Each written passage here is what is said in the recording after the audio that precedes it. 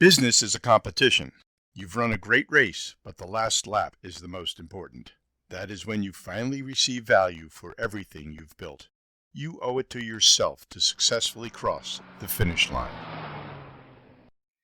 Triangulation and distance to goal. The National Football League uses a unique term when describing how far you need to go in order to score. That term is distance to goal.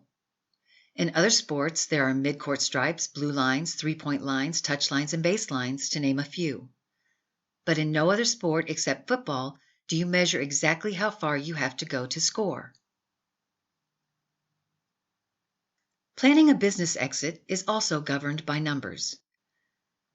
If you know the value of your current assets and your ultimate financial objective, the difference between them is defined as your distance to goal. As you move forward considering your exit plan, remember to begin with the end in mind, because if you don't know where you are going, you'll end up someplace else. There are 3 basic questions to answer when starting any exit plan. How much do you need to retire? Or, if you are planning to enter another business or career, the funding you will need for that activity. What do you have saved already?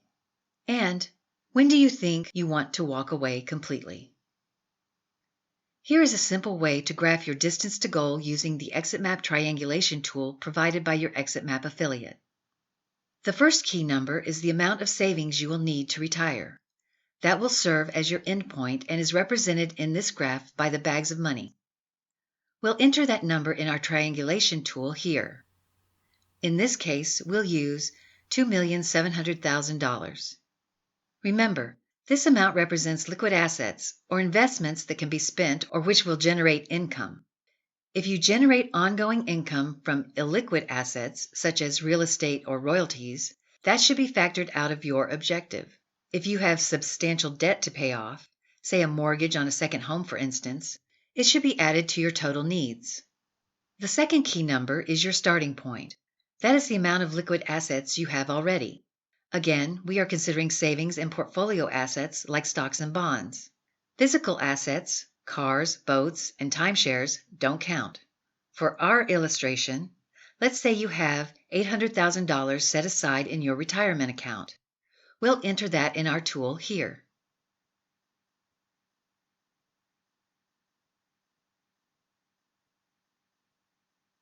The third key number is your time frame. When do you expect to leave your business? Many owners have 2 dates in mind. One when they can start stepping away from the business, and another when they leave completely. If you are planning an internal transition, that is, a sale to employees or family members, this 2-step approach is almost a certainty.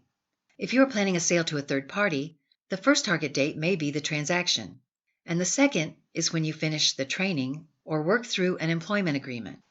In either case, use the time frame when you intend to receive all or substantially all of the proceeds from the business.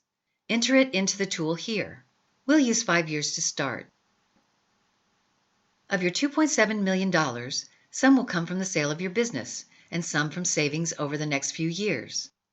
How much can you save, or more specifically, what will be your annual savings from cash flow? In our illustration, we'll use $150,000 a year. As you can see, your distance to goal is $1,150,000. That's the additional amount you'll need after taxes from selling your business. But what if your business is worth less than that? What can you do? Actually, there are a number of options. Let's say your business could reasonably sell for $1 million, leaving you about $750,000 after selling costs and taxes. You can reach that number in one of 3 ways. Let's start by modifying the annual savings from cash flow. If you can grow the business profitably by about 1/3, so that would be $200,000, both your savings and your selling price would increase by the amount needed and you would be able to reach your goal.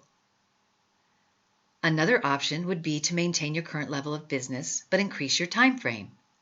So, let's put back the original value of annual savings from cash flow and add 3 more years to your time frame. As you can see, after 8 years, you will have been able to save enough from cash flow so that the sale of the business at $1 million will cover your distance to goal. One more option would be to reduce your retirement goal to reflect what you can achieve at current levels in 5 years. That would mean reducing the amount needed to retire by $500,000. So let's change the years back to 5 and enter $2,300,000 in the amount of cash required at retirement field. Again, you can see that you will be able to meet the goal. Exit planning is the process of understanding your options. Once you know your distance to goal, you can test different scenarios against your objectives. You can then work toward those objectives with your advisor. Remember, having a plan in place does not mean that you have to implement it. It means that you will be ready when the time comes. The good news is you can get there from here. Working with a trusted professional advisor and using the ExitMap tools are big steps in the right direction and will help you better understand how to control the timing, method, and proceeds of your exit. To get started, use the link provided by your ExitMap affiliate to take the free assessment. You will receive a 12-page exit preparedness report. In-depth feedback can then be provided by your advisor with a debriefing and the detailed 40-page ExitMap analysis.